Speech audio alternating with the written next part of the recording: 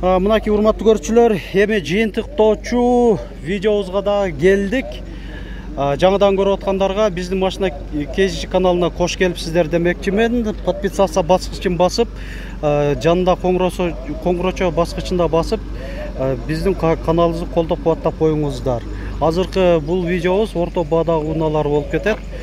Бүгүн 30 май 2021 жыл.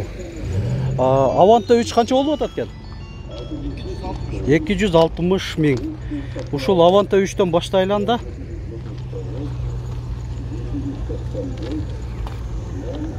Ээсинин байланыш номери гана көрүнүп турат. Азыр калганын ооз сурап билип кетейин. Салонун көрсөткөнчө, айдоочуда коопсуздук жаздыгы бар, 4 айнектен электро көтөргүчтө, электро бүскүлдөр, подлокотник бар. Кондиционер печка, авто функциясы менен. Баасы 260 миң дедик. Жылы канча? 2002, коробка механика, объем 1.6 болуш керек, же 1.5 бе? 1.5. Жакшы. Телефон көрсөттүм. Ошого эгер жакса, телефон чалып, дагы толук маалыматты ээсинен сурап алсаңыздар болот. Honda Civic 2007, объему 1.8, коробка автомат. Басын канча дедиңиз эле? 450 миң, сурап атат экен айтылыш баасы. Машина KG каналы. Партроник датчиктери, багажнигинде спойлер, стоп сигналы менен. Мынакей салону, кездеме, отуруштары, подогрев сидений эки режимде, климаты, кондиционер печка, авто функциясы менен эмес экен. 4 айнектен электро көтөргүчтө. Коробка автомат. Honda HR-V, туманниктер бар. Дөңгөлөктөрү ушундай куюлган дистерде 4 тең жайкы. 2002, объему 1.6. Ээсинин байланыш номери 777 83 38 27. Коробка механика, 5 ступкада, электро бүскүлөр, бүскүнүн үстүндө да жылытуу системалары бар. Баасы 420 миң сом. Honda Civic 2008, объему 1.8, коробка автомат. Антизанос бар, VSA деген ошол. Баасы 450 миң сом. Бул жакта ушунун эле алдында Toyota Avensis. Ошо биринчи муундагы универсал. 4 дөңгөлөгү тең кышкы, протекторлору жакшы. Туманниктер бар.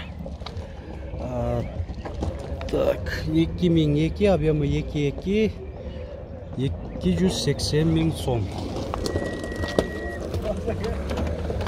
Мына жабык турат, мындай эле көрсөтүп кое берели.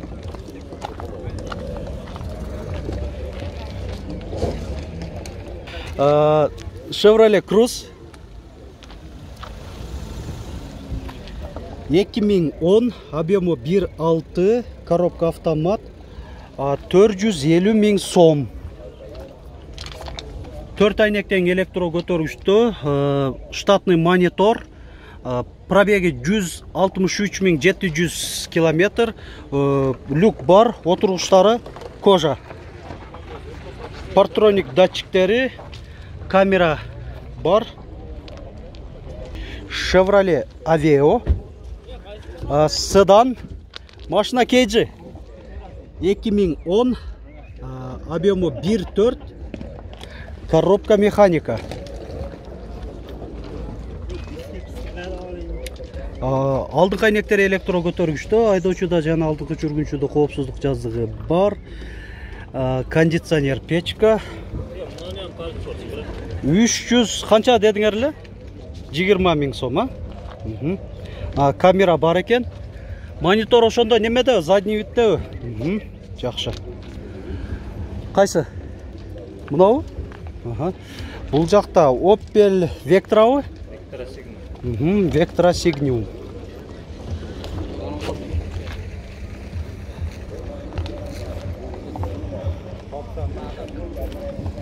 2003, объемы 2.2, 260 миң сом, коробка автомат.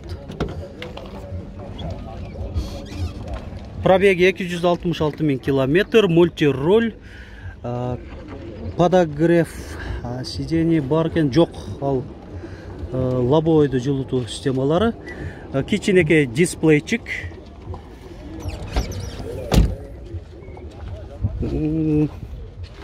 багажнигинде мынакей 4 жайкы баллондор менен кошумча экен, протекторлары жакшы.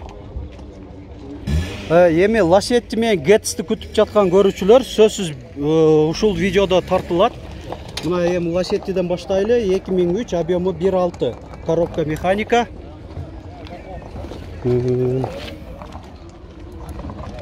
Электроклимат, мультироль, кожаный. 300 канча миң? 290 миң сом. Пробеги канча болуп калган? 150 миң, жакшы. Бул жакта Lacetti-ни канча деп атасыңар, универсалды? 350 миң. 2005, объемы 1.6. Европеец дейт. ДУ-ну 1, бул. Мен так туура айтканда. Chevrolet Cruze, универсал.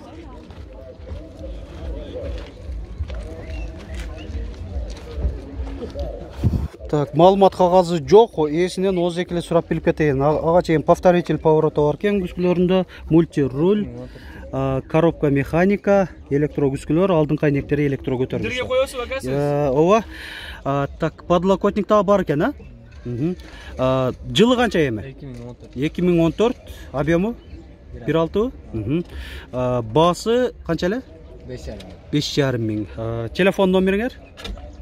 990 менен 990 03 55. Жакшы. Кайсы? Болду, алабыз андагы. Ушунун жанында Mitsubishi Lancer универсал Россия транзит номеринде газа бар окшойт, мен ойча. Газ жабдыгы да бар экен.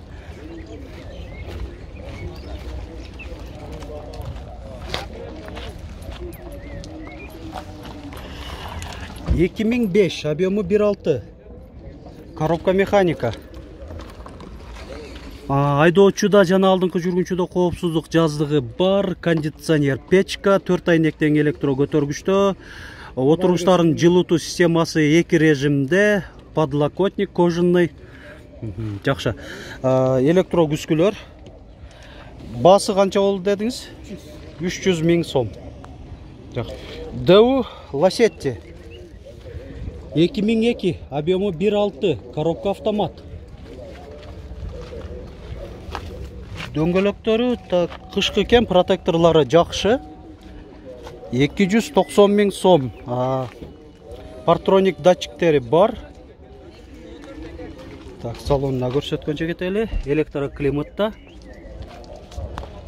ДУ Lacetti. Корея сборкасы, туманниктер бар. 2004, объемы 1.6, коробка механика. 270 миң сом деп атат. Кожаный отургучтар. Так, дагы кайсыл жакта Getz-терде сөз тартабыз. Бул жерде Mercedes-Benz E-класстын баасы жазылып турат. Көрсөтүп коеюн сөзсүз турда. 1991, объемы 2.5 дизель, коробка механика. 280 миң сом. Люк бар, алдыңкы айнектери электро көтөргүчтө. Партроник датчиктери да коюлган экен. Жакшы. Бул жакта Spark'ты канча деп атасыңар? 370. Chevrolet Spark. 370 миң сом. 2010, объемы 1. Есін байланыш номери. Эми кебирде тура түшүнүп коюңуздар. Кебир кадрларда телефон номери жакшы көрүнбөй калышы мүмкүн, же жылдары иш кылып маалымат кагаздары айтылбай да калышы мүмкүн. Тура түшүнүңүздөр.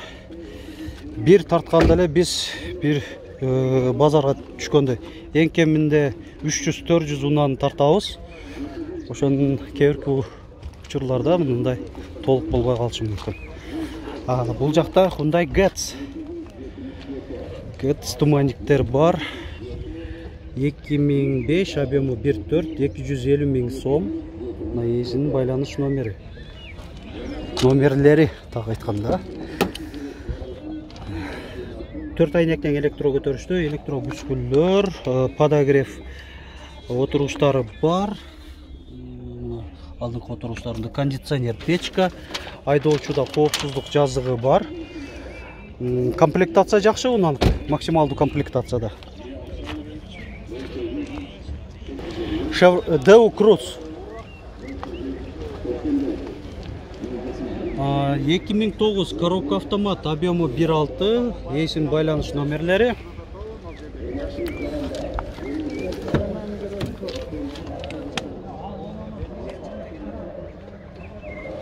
Штатный монитор, мультируль.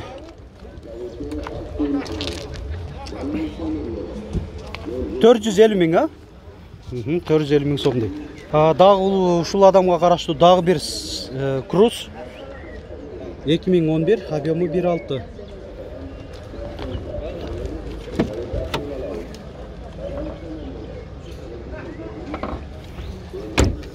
Пробеги 323 000 километр. Басы 400 000 сом. Мынакей урматтуу көрүүчүлөр, кечке маал болуп дагы ошол унаалар кайтып жатышат. Биз дагы сиздерге тезирээк жеткириш үчүн биз дагы үйгө кайтып ушул видеолорубузду монтаждап тезирээк сиздерге жеткирели. Ушул үзбөстөн акырына чейин көргөн биздин көрүүчүлөрүбүзгө терең ыраазычылык билдирип кетебиз. Ушул видеолорубузду сиздерге тартуулаган. Бардыгыңыздарга ишиңиздерге ийгилик, чын денсаулык. Биздин каналыбыздын дайыма туруктуу көрөрмандары болуп жүрө бериңиздерге тилектешпиз. Эмдеги чыгарылыштарга чейин көрүшкөнгө чейин сак саламатта туруңуздар.